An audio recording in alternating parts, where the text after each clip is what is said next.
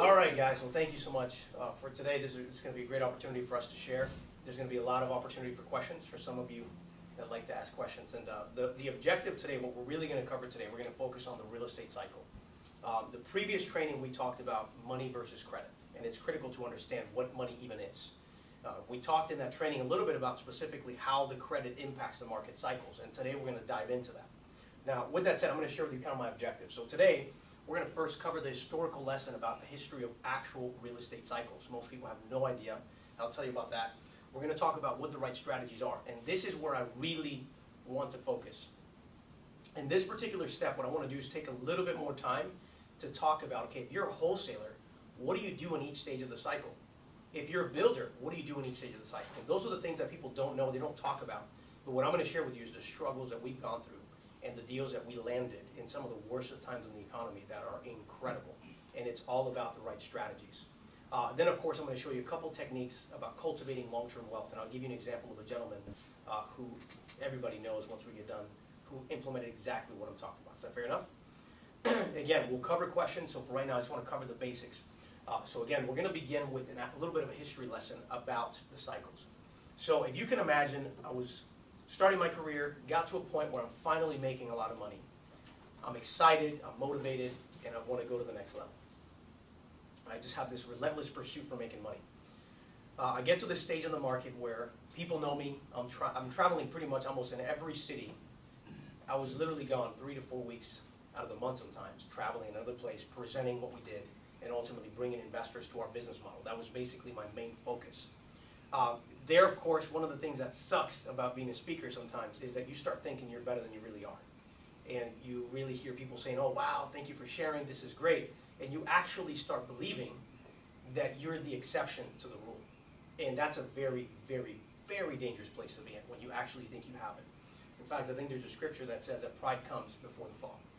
And so it was imperative for me to really meet somebody. And so anyway, I met a gentleman at one of these speaking engagements, an older guy here in Orlando, kind of had a little Hawaiian shirt. In fact, I still remember that shirt.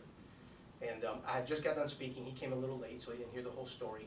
After we broke out of this training, and by the way, this was about 2006, just about getting into 2007.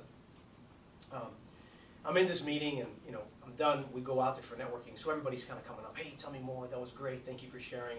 And again, Rick's starting to be like, yeah, this is what it's all about. It's about Rick. So anyway, somebody introduces me to this guy. He's like, hey, this guy's pretty special. I think you need to meet him. And Rick is a great guy. He's a hustler, young man. He's doing all these great things. He's making it happen.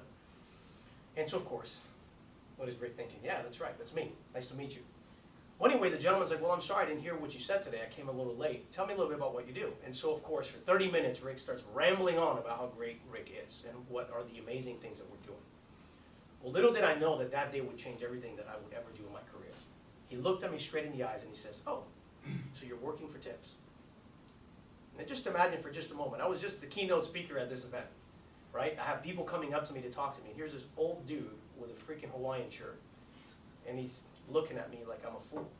And so, to be honest with you, I kind of got a little defensive. I'm like, excuse you, who do you think you are? And he said, well, let me ask you a few questions. And he says, question number one. If you get ill and you get sick and you can't perform your business, will your business produce income every month?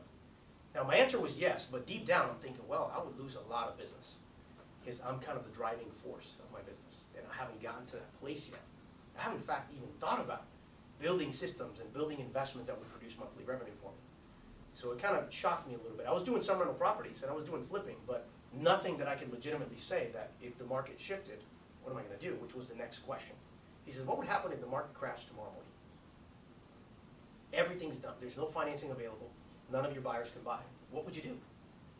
And that was the first time that I had ever even thought about cycles. I mean, my entire career, the market's been slowly picking up. It's been appreciating, 10, 20% a year.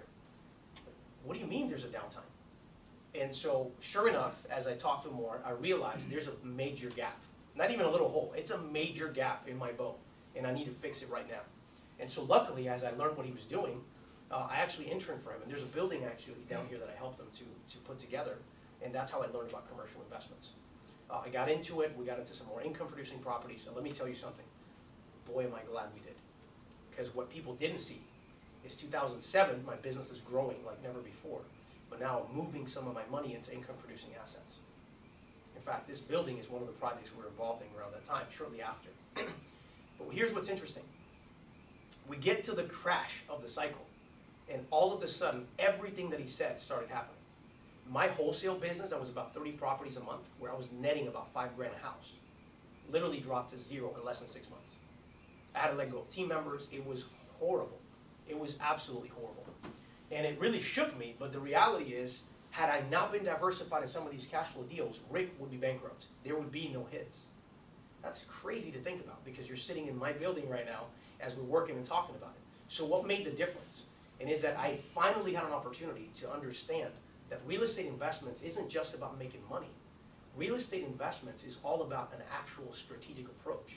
It's about getting to a place where you're diversified and you put yourself in a place that you're positioned so that at every stage of the cycle you can capitalize.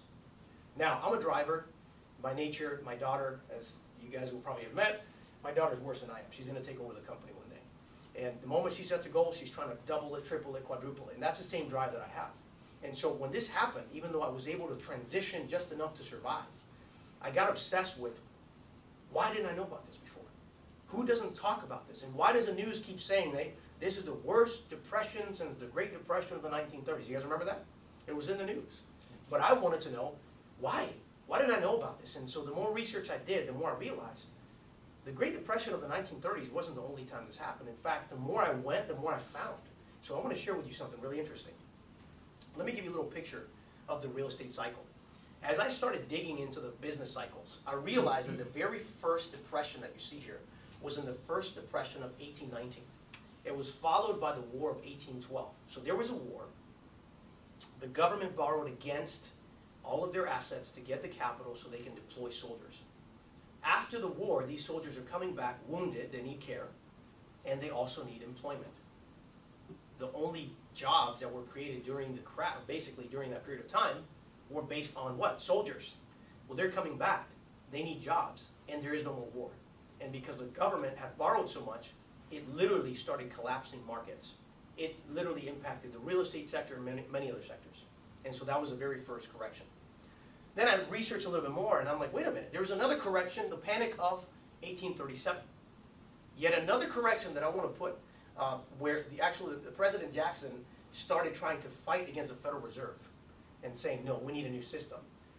Just saying that didn't work out too well for him. But what happened is shortly thereafter, we actually found that a lot of the Federal Reserve was funding banks who started basically leaving tangible assets and doing issued notes. Well, guess what happened? There's another correction of 1837. The next one is 1857. Are you guys finding a trend here? If you're not convinced, here's another one. The next one is the Long Depression of 1873. What's unique about that, and I was actually confused when I did the research, because this was actually called the Great Depression before the Great Depression of 1929. It wasn't until after the Great Depression that they called this the Long Depression. Don't believe me? 1893, yet another correction. Are you guys following a trend here? Yeah. Then we get to the Great Depression of 1929. Then we get to 1974. Then we have them in the 90s. And you guys see this happens all the time. So why am I sharing this with you? Because if you're going to get in this game, whether you're wholesaling, whether you're going to be a flipper, landlord, a developer, even a broker, whatever you're going to do in this business, you have to understand that it is cyclical. It is guaranteed that at some point in the future, there will be an actual collapse. So the question is, what are we doing right now to position ourselves? So think about it. I'm teaching you about the cycles when you're probably going, well, show me how to make money. Well, this is the most important thing that you need to understand in how to build the long-term wealth. Otherwise, you're not strategic. You're just reactive to the market. Everybody with me so far? All right, so that's what's imperative. Now, what made 2008 so special? And this is the point that I really want to drive before we start talking about the cycle itself and what strategies we implement. So check this out. Here's how we got here. I'll give you this visual real quick so you get there. Now, picture this. In 1929, it was the worst depression that they had ever seen. I think unemployment was over 25%. The market crashed. There were many, many problems, right? So there was a lot of people losing their homes. Almost all the wealth was repositioned at that time. So what the government does when there's a market correction, which you will see happen every single market bubble, a major one anyway, is that the government says, wait a minute, we allowed these bankers and investment companies to play too much. So what do? They start regulating. So back in 1933, there was an actual act called the Glass-Steagall Act, which basically said, hey, investment bankers are restricted from partnering with commercial bankers, and they can't produce certain products in our marketplace because they hurt us. Okay, and I'll explain what that even means in a second, because most of you are looking at me like, I don't even know what that means.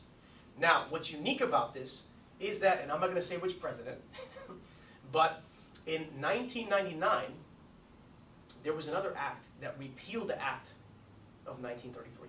And it said, it's okay, let's play. And if you look at the history, and you actually do the diligence, from 1999 to about 2005 and 6, the major banks that you see today literally more than quadrupled their net worth in just a couple of years. Why? Let me show you. So if you look at a commercial bank, who's a commercial bank? A commercial bank is a Wells Fargo, Bank of America, Chase, a traditional bank that consumers go to do business with. You deposit your money, you have your savings, you have a CD, and you borrow money from them. You get a mortgage, or a loan. Everybody with me so far? Now, investment banks, they play at a different level. They don't deal with the individual consumer. What they do is they deal with the investment market. So they work on raising billions of dollars. So what they do is they start partnering up with the commercial banks and say, let me ask you a question. What if you start finding these people that need mortgages, and you make a portfolio of $100 million in loans, based on the credit score and the tier we do? What we'll do is we'll go ahead and create an exit strategy. We'll convert these investments into a stock, and we'll sell it as a security. We'll pay you, you have your money back, do it again and again and again, and you get to service the loan, so you get paid all the way through. What we're going to do is we're going to put ourselves in the stock, and we're going to make a profit. So all of a sudden, you have this new incredible product, and that's when you started seeing these names like credit default swaps, mortgage-backed securities, collateralized mortgage obligations. They didn't exist until the Gramm-Leach-Bailey Act of 1999. So now the bankers got in and said, let's play ball. Now we're going to own this place. So they partner up, they start creating these incredible loan products. And in the beginning, the majority of them were broken into these pieces. Prime loans back in those days represented people that had money, assets, and credit. They had a career. These were people that you probably want a loan to because 98% of them are going to pay you back. Okay? Then you have what they call alt-A loans. These are people that may have good credit, but maybe they don't have a lot of assets. They can show a job, some income, but they don't have 200 grand in the bank. And then, of course, you have what they call this subprime loan. And the subprime was a dirty word in the marketplace, right? So now, here's what they would do. The investment bankers would create these securities based on a portfolio of a combination of all of these particular loans. So they would go to Wells and say, hey, do me a favor. Right now we have an investment hedge fund, or an actual school fund, that needs to buy $200 million in paper. Let's securitize this package. So they would basically take a bunch of these, a little bit of these, and a little bit less of these, combine it into a package, sell it off to a school. Now the fund and all of your money, if you were a teacher, is going into these investments. Everybody with me so far? Now, what do you think happens with prime loans? Do you think everybody in this world is in that level? No. In fact, that probably represents about 10 to maybe 20%, and I'm being extremely generous, of the population that would fit in this box. Everybody else is in between here. So when you start securitizing hundreds of millions, billions of dollars in cash, what happens to this bucket? It's depleted. Why? Because there aren't so many of them borrowing right now. And if they did, they already did last year, so they're not going to refinance again and again every year for you. So what that created was an issue. They're making money hand over fist. These guys are making money hand over fist. The only problem they have is what? They don't have enough of the good borrowers. So they start creating these incredible, elaborate programs to offer these guys a new opportunity, which represents 80% of the population. So would you agree that's a bigger pond to fish in? So all of a sudden, they get creative, boom, let the good times roll. So because these guys are higher risk, what do to adjust? Well, they adjust the yield. They increase the return for their investment, which now becomes sexy because any passive investor is attracted by what? The rate of return. So they start buying up billions of dollars of all of this debt. Lo and behold, the stocks are going up. So these investors are making money hand over fist. Everybody's winning. Only one problem. The problem is the people that are borrowing shouldn't be borrowing. In fact, you're now getting to a stage where you realize, wait a minute, these people can't even afford a payment. So what do? Because we're making a lot of money right now. We can't stop. I mean, this is a freight train going right now. So that's when they start saying, it's okay.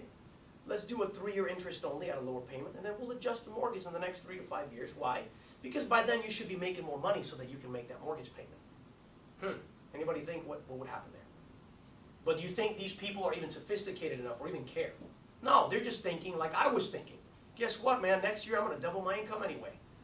Let the good times roll. And next thing you know, you have a major bubble about to take place. That is what happened.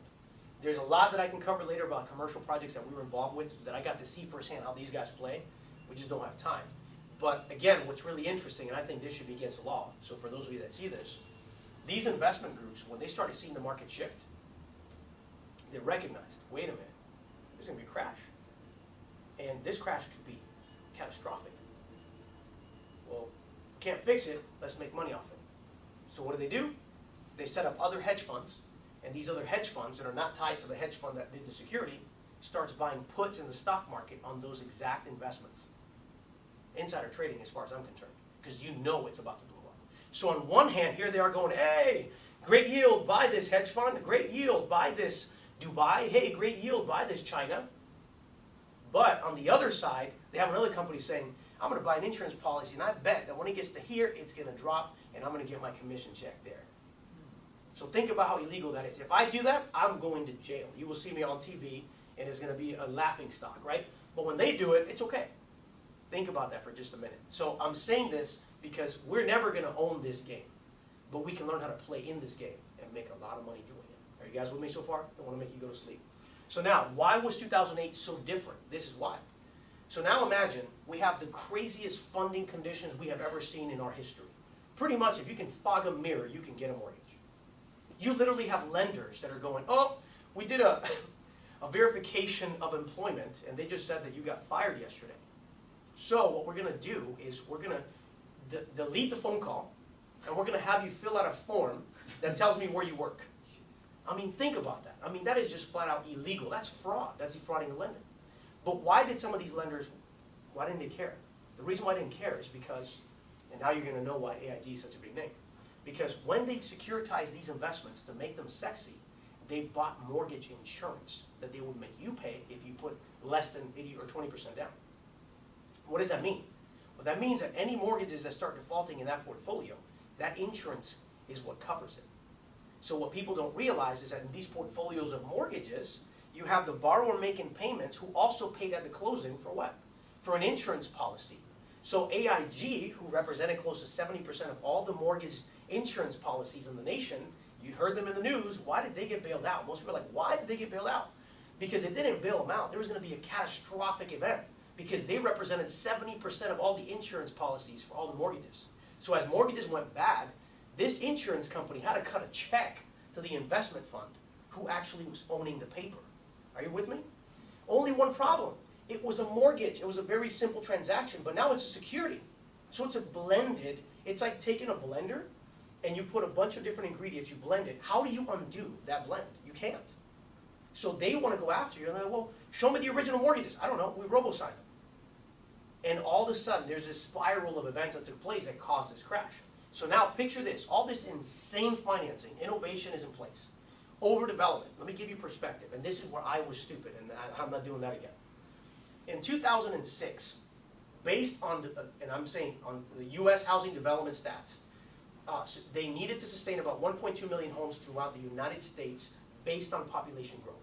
That meant that in 2006, based on the migration, population, and the growth in the whole country, we needed about 1.2 million homes in order to keep up with that trend. Everybody follow me? But yet we built over in 1 year. Think about that surplus that we just created. So bad financing, way more property than we could possibly imagine. What is that recipe at?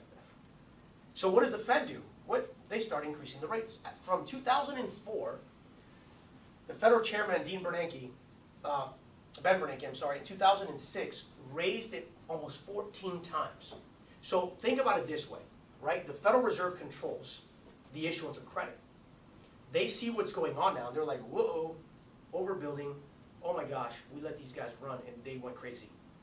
So maybe what we could do is slow the consumer down by increasing the interest rates little by little. Now they can't afford as much. So maybe they'll stop borrowing. What they didn't take into account is that these guys said, oh, you can't afford it? It's okay. Let's pay interest only. And then in 3 years, then you could pay that extra payment, which the difference is if you're paying $1,000 a month today, in 3 years, that payment's gonna be $2,500 a month. So you're guaranteed to lose in the next 3 years. Unless, of course, you make more money. But unfortunately, the majority of the people are stupid. So what do they say? Oh, that makes sense. Let me just walk in here and put a noose around my neck. Please choke me. Right? That's what they did. So at the end of the day, you have interest rates that are going up to try to slow it down. And what does that do? It actually makes it worse. My friends, all of a sudden you have an issue. Mortgages go to hell. All of a sudden, insurance policies have issues. It starts rippling into another market. Because remember, what does market do? If you were in step 3, you would know that every dollar I spend, that's a dollar you make. And every dollar you make, you spend. And it becomes a cycle. Economists actually say that it's actually every dollar I spend multiplies by 10 in my local market. What happens when I can't borrow anymore and I can't spend? Well, I stop making the money, right? So I have to pay back what I owe, so I'm spending less with you, which means you're making less. And all of a sudden, the spiral effect comes in. And next thing you know, a collapse. So let me give you this visual. This is the cycle. So what did I mean by that? Very straightforward. During the growing stage, especially when there's issuance of credit, in the issuance of credit, most people are able to spend more today than what they earn today, hoping that in the future they'll make more money to be able to pay back what they owe that they borrowed in the first place. So what does that do, guys? And that creates a bubble. Because today, I'm going to buy more than I make in hopes that in the future I can pay back what I already borrowed in the first place. So that means that as I grow, I'm borrowing from my future self, hoping that I can pay it back. But what that actually says is that in the future, I have to spend less in order to pay back what I owe. So it guarantees this bubble. Everybody with me? Now, every cycle has 4 major stages. We literally begin with the decline stage, the absorption stage, which I call the millionaire maker, the growth stage, and the saturation stage. By the way, the saturation stage is the most dangerous stage in the cycle. I can give you a few little pointers in a minute of what we're going to do. Now, this is where I wanted to focus my training today, specifically. And hopefully you're finding this valuable. So what I want to do here is everybody talks about a cycle, but then nobody deals with, okay, so what do you do in each stage of the cycle? Would you guys agree? So now that we talked about that there is a bubble, that there is a cycle, and it's going to happen over and over again, so what do? So I'm going to break this down into some components. And what you'll notice is, even though I'm a private lender and I lend money to investors, there isn't a little box here for a lender. And I'll explain that later. So we have landlords, flippers, wholesalers, and developers. Most of you in this training, you're trying to build your capital so that you can become an investor. So you're going to fall in the bucket of wholesaler in most cases, okay? Others obviously might say, well, no, I got a little cash and I want to buy a rental property or two. And so the key here is the real estate cycle doesn't tell you when to buy. What it does is it shows you how to buy within each stage of the cycle if you actually know what you're doing. So let's begin with wholesalers, all right? This is very straightforward, it's very simple. Where do you guys think we are, by the way, currently in the market, in the cycle? I think slightly before saturation. So slightly, so you would say right about here maybe? Okay, anybody else? Everybody's kind of in agreement? Or shy? I'll say growth. So you're in the growth, okay, in the growth stage? Okay. What about after saturation? So you think maybe already after saturation, okay? All right, so let's take a look at this. So where we are in most markets currently is around this area. We're in a growth stage. Now, you might see buildings going up everywhere. New construction is insane. New houses are everywhere, pretty much, everywhere you go. Prices are going up. You guys agree? The reason why it's not in the saturation stage yet is because you have to remember that from 2009 to about 2013, there was zero construction. However, how many teenagers went to college that then graduated and now need a home? How many baby boomers are now going, okay, it's time for me to move. I'm going to leave from up north and I'm coming down to Florida, for example, right? So we never took into account the fact that there were so many other people in this population. Other people, especially in Orlando, you got people coming from Brazil, from Argentina, from different countries that want to come live here, right? So that growth is still has a need. We, in fact, still don't have enough housing for the population growth that's happening. So, however, you can very easily go on the other side of that spectrum and oversaturate. So if you're a wholesaler, this is something to consider. If you're a wholesaler, during this stage that we're in right now, you can be an idiot and make money. Now, you won't stay in business, but you can be an idiot and still make money. And my goal is to show you how to make money, but ultimately how to position yourself so that when the market gets wiped out, you don't disappear and work at McDonald's like all the other guys did. Because I literally had friends that were making almost $400,000 a year in the good times, that when the market crashed, had to pick up a Starbucks job just so they could pay the bills while they figured out what to do. Filed bankruptcy, why? Because everything they had was over leveraged. Why? Because during the good times, they spent the money, they partied hard, they expected the world to continue going up until there was no more up, there was only down. And so that's the difference. So as a wholesaler, you have to know that there are two different switches in the cycle. And it's typically during the growth stage to the saturation stage, you have a lot more investors coming in. There's demand, it's popular, people want to do business here, right? They want to buy. So it's a lot easier for you to get what? A real estate investor, because that real estate investor is already looking for deals. It's popular, it's okay to buy real estate. However, to find inventory during the growth stage becomes the problem, because you can't just go on the MLS and find the properties. Why? Because there's so much competition.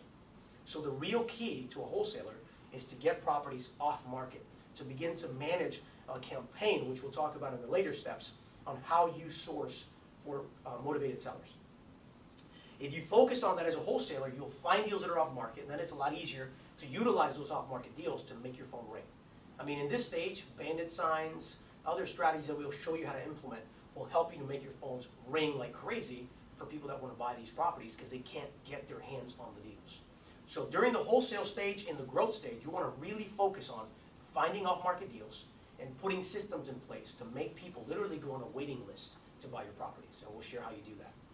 However, when the market declines, guess what? All of a sudden, the market corrected, and what did it do? It wiped out all of our speculators. So all the little guys that thought they were investors that really were just speculators, they were betting on the future, they're gone. They don't exist anymore. They're bankrupt. They're literally sitting somewhere hiding, going, oh my God, what am I going to do? I made the worst mistake of my life, right? This is the time when you have to shift your hat, because what happens during this bubble correction is literally an adjustment of debt. And I want you to memorize that. It's an adjustment of debt. Here, people overborrowed, which means that now this debt has to be settled. So how do you settle debt? You have to work it out. And what that does is that's when institutional groups, who usually are the ones who funded this mess, they get stuck with paper they don't want. The difference is they're so big they can write it off and still work a deal with you. And whatever they sell you it for, it's a profit. I wish I could do that. But now, during this stage, what ends up happening is if you're not sophisticated, you can't play the game. Because now all the little idiots are gone. All the donkeys that could make money while it was hot are gone. They're done. So who are your investors during this stage? Anyone know? Real investors, real hedge funds, real groups. And you'll start seeing that during this particular stage, that's when you start seeing major hedge funds come in and say, whoa, we're putting $1 billion in Florida right now. We're going to buy a bunch of rental properties right now. And they literally disrupt the market. Why? Because they know we're here. Even if I buy it at today's value here and I hold it, in the next 10 years, I'm going to double, if not triple my value. Is that smart? Absolutely. So when you're dealing as a wholesaler here, you may not have the money to buy, but you better have your sophistication. You better have your systems, your reports, your investment analysis tools, because that's what speaks to the institutional investor. So if from here you built a system, and that's what we want to show you, is how to do it correctly from the start, those institutional groups will come to you here and say, hey, what do you got? So then it's a lot easier here to find deals, because again, banks want to work stuff out. In this building, no joke, 2009, we bought the mortgage from underneath this building. I was in Arizona, I'll never forget. I was speaking at an event. And I was actually and that's why I never brag anymore about deals until it's done. So I'm at a seminar, I got excited, I'm like, guys, you won't believe this, I'm on the 12th, back then I was on the 12th floor here. And I was saying how we did this deal, how we're buying this mortgage from underneath this deal, and it was great. And back in the day, there was an old bank here called the Old Southern Bank. So if you've been here any time, you know it was the Old Southern Bank. So I was talking about, I already went in the 15th floor, the CEO of the bank was here. And he knows me. I would just go up, how are you? We're sitting down in his office. Great stories. I mean, I got to learn a lot about this stuff from them, from their perspective. However, what I didn't know is that they were desperately trying to raise capital. And unfortunately, they brought in somebody really bad to their circle. What I mean by that is he needed to get a bunch of deposit capital so that when they did an assessment, like a stress test on their bank, they had enough deposits that looked strong enough for all the toxic debt they had. Okay? Because that's usually what FDIC does. They analyze banks and they say, wait a minute, you don't have enough deposits to all your toxic debt, so we have to take you out. And if we take you out, we got to bring another bank. to buy you out that's bigger. So what these guys were doing in 2008 and 9, including Bank of America, those guys, they were going to India, they were going to China, they were going to Dubai, they were raising literally billions of dollars of capital, getting preferred actual stocks for these major groups, so that they can have all these reserves. So when they analyze their banks, they're like, well, you do have $300 billion to only $1 billion in negative debt. You're okay. So these guys that caused the mess, because they were able to play this accounting game, are able to write all this crap off, but they still have the mortgages. So if I did a mortgage for you, just to give you a picture, so you'll see this difference. If I gave you a mortgage for $100,000, the market dropped, right? So let's say that now you're bankrupt, and I'm still your lender. That there's still a house. Would you agree? There's still a house there. So what I would do at that point is say, well, the market only has it at $45,000 today. So I'm going to write the difference as a loss in my books. But when they look at my books, Rick still has $200 billion in the bank account. So it's not going to hurt me. It just shows, wow, my stock went down a little bit for the next 6 months, right? However, I still have a mortgage with you at 100. So what do? I can hold that mortgage as long as I need. I've already kicked you out. You're filing bankruptcy. I finally take that property back, and when I do, I sell it to you for 60. You got a hell of a deal, right? But now that 60 grand that comes back, what is that? That's profit to me, because I already wrote it off on my books. So on one side I lost, on this side now I gained. You guys see the game? So that was the beautiful thing about this game. So now here I am upstairs on the 15th floor with the CEO of this bank, and he had told me all these things that were going on. I'm like just blown away. I can't believe it. So he was trying to raise money. What he didn't know is that the hedge fund he was trying to bring in was a corporate raider. So what they were doing was analyzing the books so that they can back out, rat on them, and become the bank that would take over them when FDIC actually took them over. So think about that. So here I am, I'm in a seminar in Arizona, and I'm like just, yeah, I'm with the CEO, and this is great, and we're gonna buy this mortgage, and it's on pennies, and da-da-da, and I'm working with him, and freaking the next day, I'm literally drinking a coffee, eating breakfast, getting ready for the next talk. I get a text message. Did you hear the news? And I'm like, oh my God, what happened? And he sends me the link from the Orlando Sentinel. Southern Bank is taken over by FDIC. And I'm like, oh my God, because the deal I was trying to structure at that time was subject to them. They were the #1 tenant. They represented like 60% of the income in this building. So now they're gone. Somebody's taking them over. And so it delayed my closing of this mortgage for like a year while they did that. And I saw all the guys with the suits and the tags coming upstairs, downstairs, coming. It was insane. It was one of the craziest experiences. So he unfortunately got played. So you got to be careful apparently in that space. But they found all kinds of stuff, which shows me if that happened to him, it happened with every lender. They had loans that they had prepared that not only were they loans, but they had profit participation loans that they shouldn't have done because they securitized those loans. It was insane. It was crazy. So now, if those are the guys playing in this space, they have a way to write stuff off, right? So that means that if you have a relationship, during 2009, I said all that to say, there's a game. So when the market's down, he had a girl in the office that would come down with literally a spreadsheet to the 12th floor and say, hey, Rick, here's a list of our inventory. Just make us an offer on what you want to buy. Here's the mortgages that are in default. Here's the properties that we just took over. And I literally would just cherry pick. I want these 4. I want that one. Yep, this is the price I want. Let them know. We'll close it. It was like literally eating candy from a baby, right? They didn't care because to them it's still a profit. That was the game. That was the game. Now I go to them now. They'll flick me off and say, set an appointment. And there's no way. You go to the agent, right? Because the game has shifted. Now they're going to try to maximize profit in the growth stage. But in the down cycle, if you know when you're playing the game and you built your institutional relationships, they come to you and say, Ray, just get rid of this. Just buy it. So do you follow me? So then in this part of the cycle, if you're a wholesaler, you can get deals off market way faster than anybody else. The harder part is now selling the property to somebody else because now all these other investors, they're scared. So that's where you really have to be sophisticated because you're sourcing for investors, which I'll show you later, is totally different here than what you're dealing with here. Here you deal with whoever. Here, you got to start building relationships with institutional groups or investment companies like ours that exist that are literally investing during this stage of the cycle. Everybody with me so far? Now, if you're a landlord, when should you be buying and selling? It's really irrelevant. Because when you're a landlord, if you start buying right, as long as you don't over leverage, you can weather the storm, because really what you bought the asset for, even though it's growing in equity, is what? Is the monthly payment.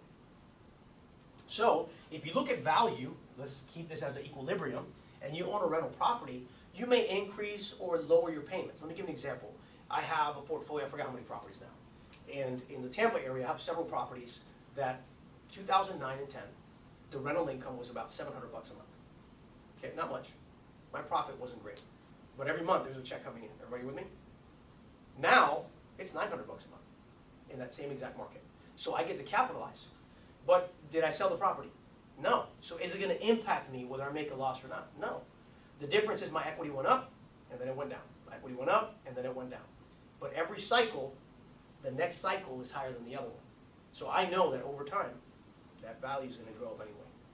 So cash flow works everywhere you go.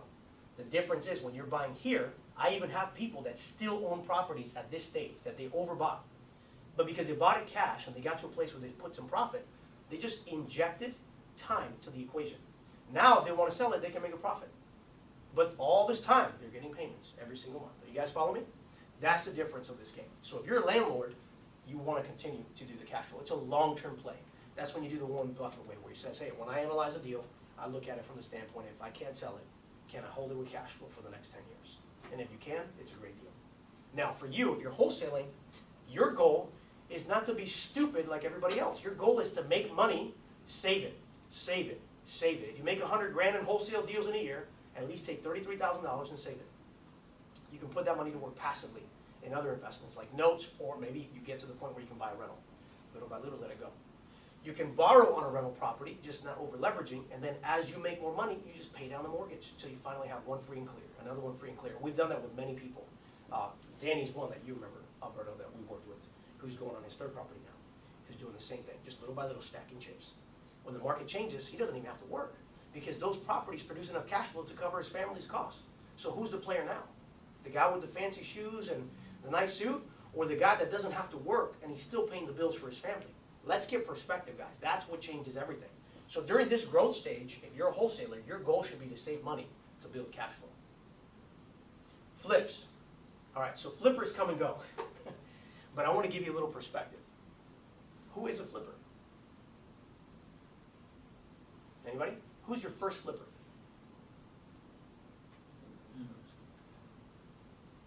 Developer. If you think about it, the developer is the very first flipper that existed.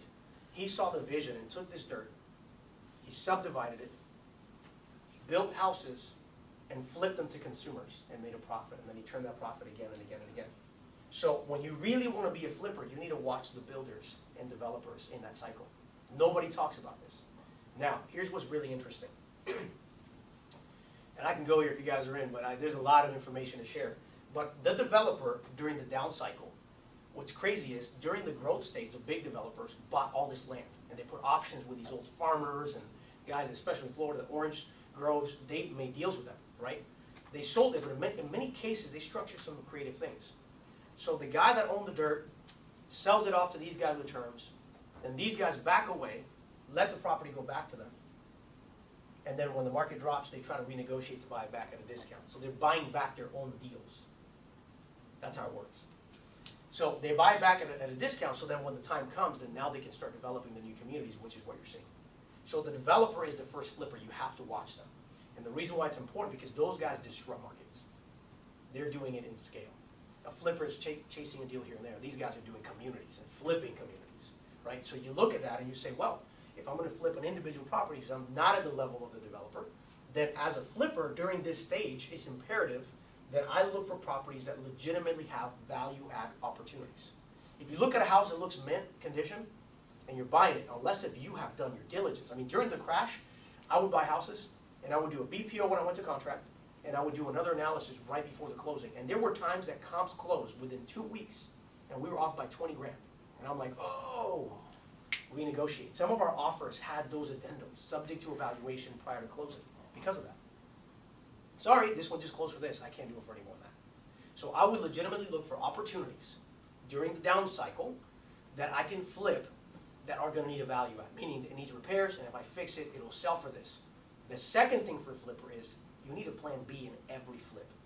You can't just buy a house and say, I hope to God I make it. You have to say, my goal is to flip it and turn the money. Why? Because if I make 20, 30 grand, I'm going to put that in my savings, I'm going to do it again. That's the only reason why flippers should be doing business, is not to make a business of it, is to capitalize on the stage of the cycle, to make more money, to grow. Does that make sense? Now, during this stage, if the property won't rent and it won't produce a cash flow, you shouldn't be flipping it. Why? Because you're going to go bankrupt. It's too volatile in this area for you to do anything else. So that stage for a flipper is very specific. You buy it to flip it. It must have a value add or you don't play the game. And at the end of the day, when you get to this stage, you have to make sure that worst case scenario, nobody buys the property, can I rent it and make money? That has to be your strategy. So during this stage, capital raise in debt should be very, very balanced. You should be looking at more partners that are willing to take an equity stake for the risk. You don't have to service the debt, so if something goes south, you don't have to make payments, so you can survive the storm. If you have to make payments, at some point, there's a noose around your neck. And I'm telling you, as a lender and as an investor, I have over-leveraged myself. And let me tell you, you can't sleep at night, you're dealing with phone calls, I mean, nosebleeds, you name it. It's crazy what will happen to you when you have a lot of debt. So I'm a lender, there's a balance. You can use leverage to grow, or you can literally hang yourself. It's imperative that you understand this. So developers here restructure their debt, buy the land at a discount, and poise themselves to build. What do you do if you're going to be a builder? You buy the land. Let me tell you, Reunion Resort, community you guys are probably familiar with. I lived there. Back in 2009, I had an opportunity to buy 75 lots. Somebody was going bankrupt, repositioning that investment. Could have bought them for $15,000 a piece. Now, I didn't have all the money to do them all, but I bought a few. But I was really hoping that I could get it. But my fear was, I don't know where this market's going. I don't know how long it's going to take. So, like, I got to carry the taxes. I got to pay HOA dues. I just don't know. Fast forward. I took those little lots, sold 2 of them for $250,000, but just a few years later. So now imagine, had Rick Malero bought 75 lots at 15 grand a piece and sold them at over $125,000 a piece. Is that a good day in the office? Yes. I still kick myself for that. Now, I'm going to share something with you. I learned that lesson. In 2009, 2010, 2011, that was this portion right here in the United States. However, that was the declining stage in Europe. So what Rick was able to do is say, I'm not making that mistake again. So I had a buddy who was investing with us, and we were doing a lot of business. Turns out he's a multi-millionaire in Ireland. And he had deals that when the market crashed, as a developer, what does he do? Restructures the debt. So here's an example of a property I just want to show you that we got involved with. It's a Huntstown Industrial Business Park. So basically they had a tenant for a Coca-Cola building. We were excited about that. It's cool to have Coca-Cola as your tenant, right? And there was another tenant also that was there. When we analyzed the property back in that time, we were able to buy the property at a very discounted price. But just to give you perspective, the office building alone was worth about $1.5 million. The warehouse building was about $4.2 million. It was a very big warehouse building. And what's really unique about it is, and this is what we were excited about, is had an additional 32 acres that were obviously zoned as a part of the actual project for industrial. We ended up getting this property for less than 2.5 million euros because we bought distressed debt. We bought it at a discount, way cheaper than even when he bought it during the growth stage. So now here we are with a building that's producing cash flow, not the best cash flow in comparison, but you now have 32 acres that we've held on to. And I was just there 2 weeks ago in Ireland where we started breaking ground on the rest of the 32 acres. You know what's really interesting is 15 of those 32 acres are going to get 100% of all of our money back and all the infrastructure cost. That means that the other 15 acres, which represents about another $4.5 million, is the profit. So think about that, guys. That's why during this cycle, if you have some cash and you have investors and you're sophisticated, you go back and restructure debts. You buy them and you hold them, particularly with some income, because at least that covers all the taxes and stuff. So that when the time is right, all of a sudden you have a gold mine sitting here. Now, I didn't just do that with this industrial park. I did it with a castle.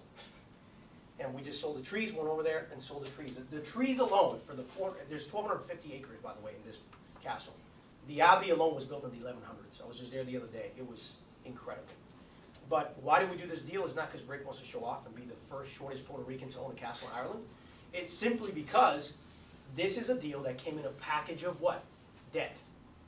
We structured it, and we said, how can we make money from this particular deal? And even though I really wanted to rebuild the castle, I just went there's no way I'm rebuilding the castle. It's gonna cost like over $2 million just to fix it, because it's gotta be in code, and it's just really, really in bad shape. However, there's 1,250 acres. 400 acres of those pines were just sold on a contract for 15 years, where they're paying me 2 million euros, or a company I should say, 2 million euros for the rights to harvest the trees, and they have to replant. So how many acres do I have still left to be able to do the same? So literally, I got the whole deal for 1.9 million euros. Are you guys following? We just got our money back, just from 400 acres of trees. So developer sees the vision, repositions, and does that. Flippers just have to learn from them and follow after them. Now, during the growth stage, what the more sophisticated flippers will do, if they're gonna stay flipping, is they evolve.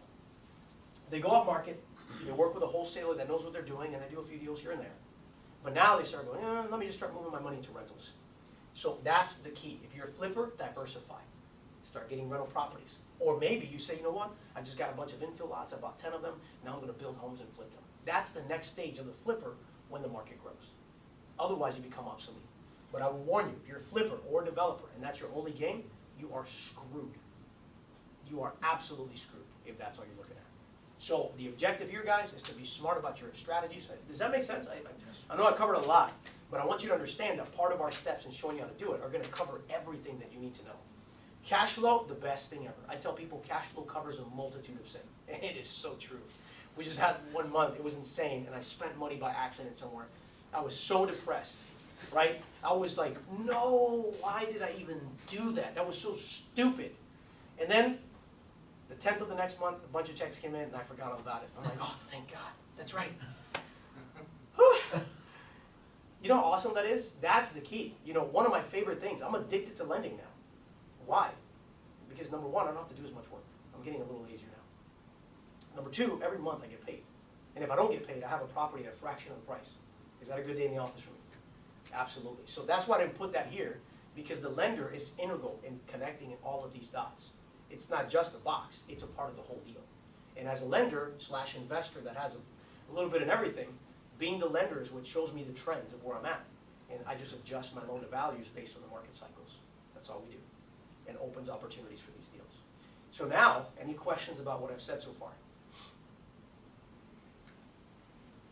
I know I covered a lot, so I have a couple, but go for not it. as many as you may think, I guess.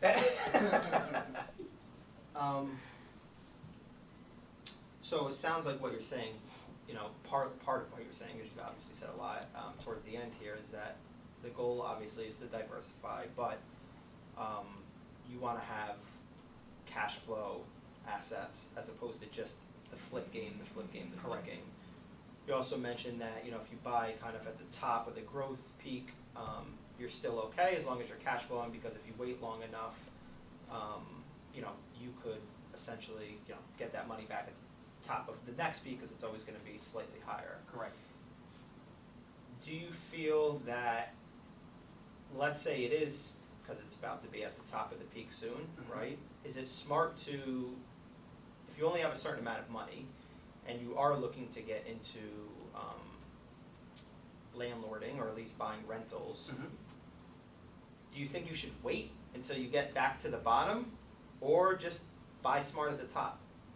You know, I would say that's a great question. I would say you buy smart at the top, but you play a different game, right? So what you could do in this case is maybe where the growth stage, you buy a property based on its cash flow analysis. You may not have all the money right now. That's the thing that usually people struggle with. I don't have all the cash to just buy a bunch of free and clear homes. So what you do is, instead of buying one house, you buy two. You borrow at no more than 65% of the loan, maybe even 50% if you want to be conservative. Why? Because typically, as a lender, I look at what is called the debt service coverage ratio. It's a fancy word for saying $1.25 of income to $1 in expense. That means that for every $1.25 that you make, you're paying me $1. So as long as you have 25% margin, you're good. However, during the growth stage, I would be even more conservative if I were you, and be like, no, forget the 1.25. Let me do at least a 1.5. And I don't want to go past 50%. If you get to buy two properties, so let's say you buy a duplex, whatever you do, it's all a game. It's all a monopoly game. So what you could do is say, look, here's what I'm going to do. I have my wholesale hustle going on right now. I'm making a couple $1,000s, or I'm doing origination and loans and I'm making a couple $1,000s here and there. I'm setting aside X amount of money. That's what I've learned. You have to set aside money. If you don't tell your money where to go, guess what happens? It goes. And you don't know where the freak it went. That's the reality. So the goal here is say X amount, no matter what, rain or shine, that money goes here. It doesn't even exist. It's gone, right? But you're stacking chips. Then what you do is you buy 2 properties. Your goal is to get to 2. Now you can start with 1, get a loan, then get to the 2. The moment you buy 2 properties in rental space, which is what you're talking about, is how do you build it? You sacrifice 100% of that revenue to pay down 1. And you make that a plan. You keep doing that. You keep doing that. At the end of about a year and a half or 2, you started paying down principal. But now you still have money in the savings. Depending on the cycle and where you are in the market is where you can either throw it to pay off or buy a 3rd property with that money. And that's the game plan. Why? And if you have 3, you take that money, 100% you sacrifice to pay down 1. Why? Because at the end of that period of time, even if it takes you 3 to 5 years, and the market crashes, you own 1 free and clear that your tenants paid it off for you. Does that make sense? Why do you still have money in the bank though if you're using 100% of your money? Because you're using 100% of your rental money, if you have 2, to pay 1 off. Oh, The so rest the of your other money, one- you just save it. You just save it. Why? Because if you have the money in savings, you haven't spent it yet. So you can make a decision based on the cycle. If you know the cycle's about to crash, you may say, let me not take my cash and throw it into this property and pay it off. Let me just let the tenant keep paying. Does that make sense? Or you may say, well, no, the market's growing. Let me just pay this thing off real quick. So it all depends on where you are. But now you have options because the money's in the bank. But all of your rental income, pay off 1, pay off 1, pay off 1, pay off 1, pay off 1. You want to be financially free, and this is where I wish I would have done this from the beginning, buy a duplex, live on 1. Immediately, you're free and clear now. You don't have to worry about making payments. That's where you're at. When you say 1, do you mean a single family or are you talking about a property? Make a duplex. You can buy a duplex, you can get a 4-plex. If you want to buy a house, I mean, if you're cool with that, I'm just a very private person. I couldn't really have roommates because it's like I have a certain way of keeping my home. And if somebody doesn't keep my home that way, then we have problems. So I can't have roommates. Some people, what they'll do is they'll just bring roommates in, and then the roommates help them pay off the mortgage. In your case, if you have a duplex or a quad, for example, you live in 1 for free, everything else covers all your costs, and they're paying your mortgage off. So, but the whole game of here is to be strategic, where do I make my money? Am I wholesaling? Am I loan origination, like in this company or things like that? That's what I eat with, and whatever excess is what I save, so that I can now start buying a property, get to the 2nd property. Once you have those 2 properties pay off the money while you're saving the money. Do you guys follow? This is the monopoly game. Now, if the market crashes, you still have 2 rental properties, and even if you lower the rent, here's a little hint, by the way, that I teach, is even if the market goes down and you have to put a new tenant, you charge them the same rent, you just give them a credit for the difference. You want their mind remembering the rate was $900, not $700. It just so happens that I'm going to give you a rent credit for a couple $100 to help you out because the market changed right now. So you just pay me $900 on the lease, but if you pay $700, I'll cover the difference. It's a psychological thing. So next time when it comes time to charge you more, they're not like, what are you doing? Well, you've been paying $900 the whole time. I just helped you because the market was rough. Do you guys follow me? Yeah. But in this case, you put 100% of that revenue, pay this off. Once you have a house free and clear and the market crashes, who cares? If you're going to hold it, it's irrelevant. That cash flow is just extra. And now, what do? If you're not using that money, take 100% of that free and clear house, pay the other one off. And within 10 years, you can have 3 or 4 properties free and clear. Let me ask you a question. Let's say you get 3 or 4 properties free and clear. Those 3 or 4 properties are producing $900 a month. Times 4, how much money is that? You follow me? All of a sudden, you have this passive income coming in, and before you know it, in 10 years, you got 10 properties, of which 5 are free and clear, and the cash flow is enough for you not to have to do anything in the market shifts. That's the monopoly game. You want to be a big boy, and now you have some money coming in every month. You're making money really good in business development, which is what you're doing. Then now you say, hey, I'll put a little extra cash, maybe I'll flip a deal because the market's going up, and I'll turn that money and make a 20% return in the next 6 months. Take that money, play it again. Now take this money, save it. Because the moment you play in that flip space the whole time, you're gonna freaking get hit at some point. Because even though it's investing, it's still semi-speculation. You don't really know. It's all subject to somebody thinking, oh, I like your house and I'm willing to pay your price. So that's the difference. But the objective is, the real goal, like you said, is you must diversify. If you diversify, you own the game. But you can't do it all at once, so you have to start at 1 and get to the next step. And that's really the goal with what we're doing. Now, I'm going to give you one picture here, and then you can ask any other questions you have. This gentleman, his name is John Jacob Astor.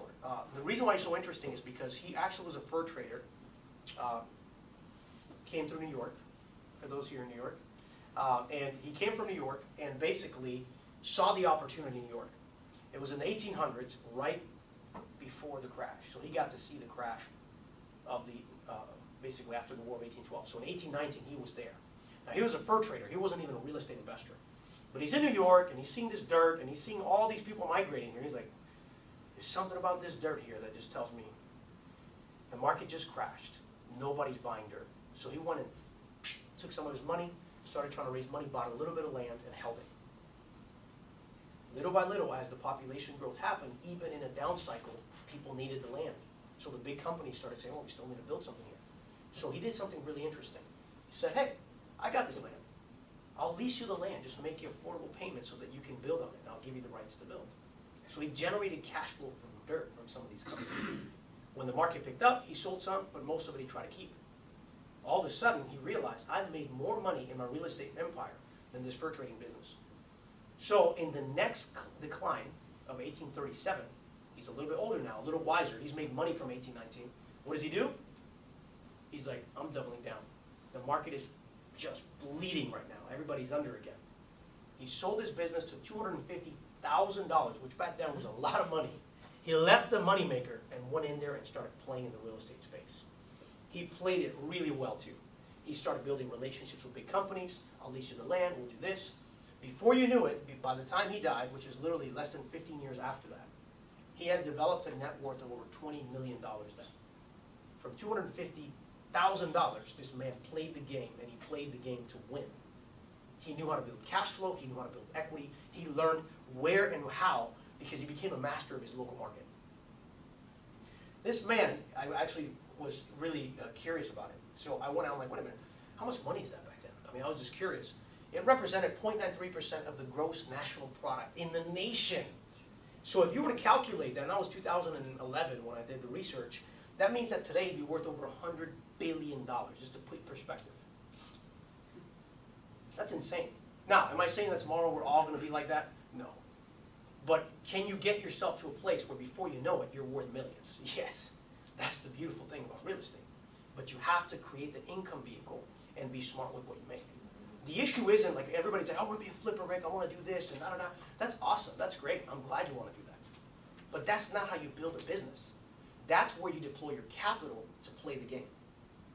And if you play that cash flow game we talked about and you start little by little stacking chips, now I got a little extra, the market's still hot, I'm going to flip it. You flip a property, make 20, 30 grand, you put it into Alberto, we just did that, right? And he made a nice check. And so now he's taking that money and saying, what do I do now? The market's still good, let's do it again. So you start playing that game, next thing you know, before you know it, you got several $100,000. I have one guy in my office who was going through the same process. Young man, I call him because he's still like 26 years old at the time when I first met him.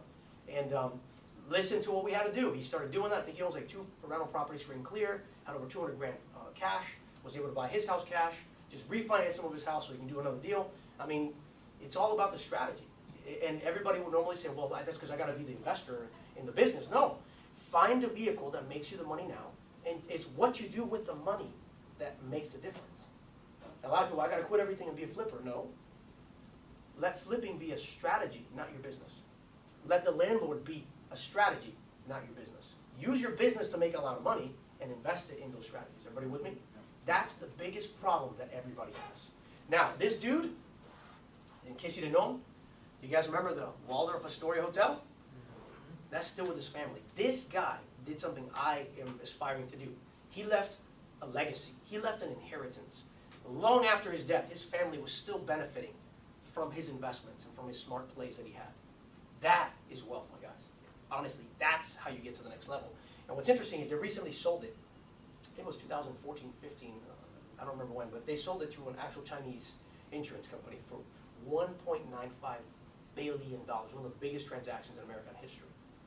So even after his death, he was leaving, I mean, just incredible amounts of wealth for his family. How many of you guys actually want to do that for your family? So that's the key. So the number one thing to think about, guys, it's not about, I'm going to stop everything I'm doing, I'm going to become a flipper. Use flipping as a strategy. Use landlording as a strategy. Because if you just depend on that, you're stuck. But if you use it and you leverage it, that's how you go to the next level, guys. And so we'll talk about this other part later, we'll have a piece for it. So you say, how do I diversify, Rick? Here's the strategy. We're gonna cover a step later on this. This is what we call the 40-40-20 plan. 40% of all of our efforts are all about buying distressed properties or assets that have an equity position. The other 40%, we're focusing on building passive income. This is what makes the world go round. Passive income is the game changer. You can have a lot of equity. I know a lot of multimillionaires on paper, and I've been there, where I'm like, look at me, I got this deal that's worth millions, but I can't pay my cell phone bill, right? Because I can't touch this equity.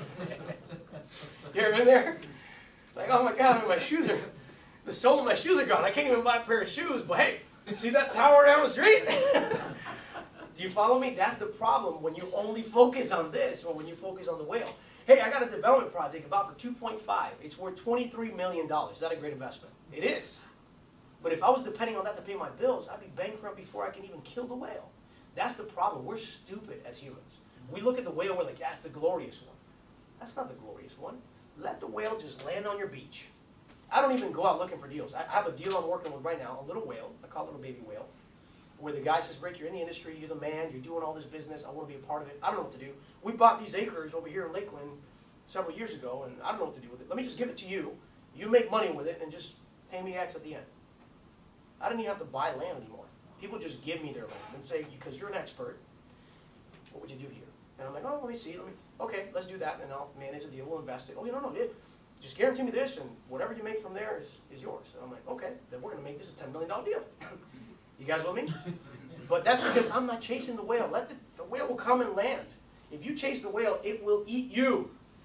But when it lands on that beach, it can't go anywhere. You can take your time and look at it and say, right here. You follow me? That's the difference. So position yourself, 40-40-20.